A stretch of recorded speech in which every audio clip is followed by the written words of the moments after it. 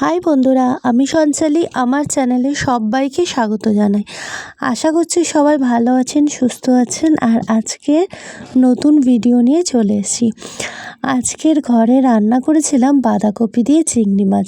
তো এই রেসিপিটাই আপনাদের সাথে শেয়ার করলাম। তো চিংড়ি মাছটা ভালো করে ধুয়ে নিয়েছি, নুন হলুদ মাখিয়ে নিয়ে এখন ভাজা চলছে। আর এই যে এইদিকে চিমনিটা চালিয়ে নিয়েছি। রান্না করার সময় আমাকে তো চিমনিটা অন রাখতেই হবে, তেল মশলা যা আসে সব টেনে নেয়।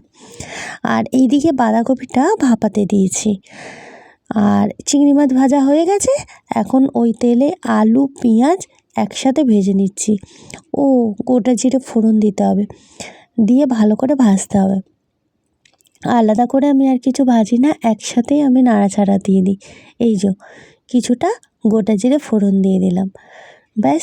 এবার একসাথে তেলে নাড়াচাড়া দেবো। আচ্ছা, তোমরা কে কোথা থেকে দেখো তো আমাকে কমেন্ট সেকশানে জানিও। আর আজ দুপুরে রান্না করেছিলাম ভাত, আর এটা ছিল নিম বেগুন ভাজা। জানি নিম বেগুন ভাজা আবার কেউ দেখায় নাকি, কিন্তু কী আর করি বলো, আমার ঘরে এটাই বানিয়েছিলাম, তাই তোমাদের সাথে শেয়ার করলাম। নিম বেগুন ভাজা আর বেতো শাক বেগুন দিয়ে ভাজা। আচ্ছা, এদিকে তরকারিটা কষা চলছে, একটু টমেটো কুচি দিয়েছি, আর ওই নুন হলুদ লঙ্কা গুঁড়ো জিরে গুঁড়ো ধনে গুঁড়ো, ব্যাস। এই মশলা দিয়ে আপাতত কষাচ্ছি। আর এইদিকে এবার আদাটা বেটে নেবো। আর এইদিকে বাঁধাকপিটা না পুরো ভাপানো হয়ে গেছে। শীতকাল তো আমি একটু বাঁধাকপি ভাপেই করি। গরমকালেও বাঁধাকপি আমাদের ঘরে রান্না হয় না। এখন জানি যে সারা বছরই পাওয়া যায়, কিন্তু আমি শীতকালে যেহেতু বাঁধাকপিটা রান্না করি, আমার ওটা অভ্যেস বাঁধাকপিটা ভাপিয়ে নিয়েই রান্না করতে।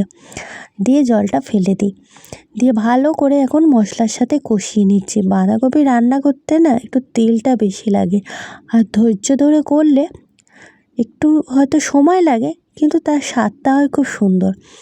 আর ফ্রিজে কিছু কড়াইশুঁটি ছিল, একটু দিয়ে দিলাম। এখন তো শীতকাল, এই শীতকালে নানা রকমের সবজি ওঠে, এই সবজি দিয়ে করলে কিন্তু ভালো হয়। তখন এই যে বাঁধাকপিটা দিয়ে ভালো করে কষিয়ে নিচ্ছি। আর চলুন, আদাটাই তো বাটা হয়নি, আদাটা আবার বেটে নিই। এটা একটু ঢাকনা চাপা দিয়ে একটু নরম হতে থাকুক। 2-3টে চেরা কাঁচা লঙ্কা দিলাম। আর চলুন ঢাকনা চাপা দেওয়া থাক, এই ফাঁকে চটপট বেটে নিই। এই যে আজকের আর কাঁচা লঙ্কা না, বাঁধাকপি তো শুধু আদা বেটে নিয়েছি, দিয়ে আবার কষিয়ে নিচ্ছি। আমি কিন্তু এক্সট্রা কোনো জল দিই না। এই বাঁধাকপির যখন এই তরকারিটা করি, ঢাকনা চাপা দিয়ে করতে করতে অনেকটাই কিন্তু সিদ্ধ হয়ে যায়। জল দিলেও হয়, কিন্তু জল মরতে অনেকটা সময় নেয়। এই যে দেখছেন, 5-10 মিনিট পরই আমি ঢাকনা খুলে আমি নাড়াচাড়া দিচ্ছি, অনেকটা সিদ্ধ হয়ে গেছে। এই যে রেডিও হয়ে গেছে আমার বাঁধাকপি দিয়ে চিংড়ি মাছ। ফিরে আসবো অন্য ভিডিও নিয়ে।